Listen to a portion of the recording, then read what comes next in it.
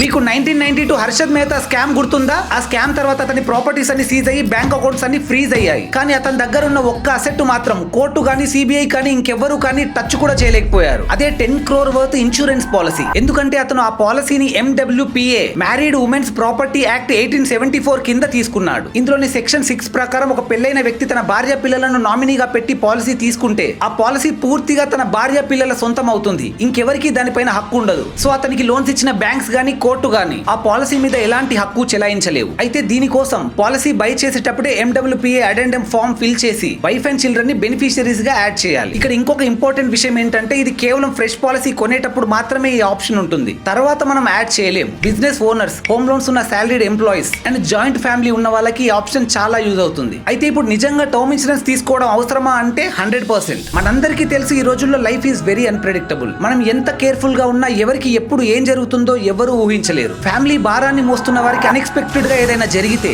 ఆ ఫ్యామిలీ మానసికంగా కృంగిపోవడంతో పాటు తీవ్ర ఆర్థిక ఇబ్బందులు కూడా ఎదుర్కోవాల్సి వస్తుంది. EMIs, loans, children education, house rent వంటివి ఆగవు, కానీ ఇన్కమ్ ఆగిపోతుంది. ఇలాంటి పరిస్థితుల్లో ఫ్యామిలీకి కనీసం ఫైనాన్షియల్ గా సపోర్ట్ గా ఉండడానికి ఏదైనా ఒక టర్మ్ ఇన్సూరెన్స్ తీసుకోవడం చాలా అవసరం. అది ఫ్యామిలీని ఫైనాన్షియల్ ప్రాబ్లమ్స్ నుంచి ప్రొటెక్ట్ చేస్తుంది. అండ్ ఇది ఇప్పుడు పెద్ద ఖర్చుతో కూడుకున్న పని కూడా కాదు. మీ ఏజ్ అండ్ హెల్త్ ని కన్సిడర్ చేసుకుని just starting from monthly 400 to 500 rupees తో అప్ టు క్రోర్స్ వరకు టర్మ్ ప్లాన్స్ ను పొందవచ్చు. మన ఛానల్ డిస్క్రిప్షన్ లో ఉన్న లింక్ ని క్లిక్ చేసి మార్కెట్ లో అవైలబుల్ గా ఉన్న ది బెస్ట్ టర్మ్ ఇన్సూరెన్స్ అన్ని ఒకే చోట కంపేర్ చేసుకొని మీకు సూట్ అయ్యే టర్మ్ ఇన్సూరెన్స్ తీసుకోవచ్చు. ఎందుకంటే మన ఫ్యామిలీ సేఫ్టీ ఎప్పుడూ మన రెస్పాన్సిబిలిటీయే.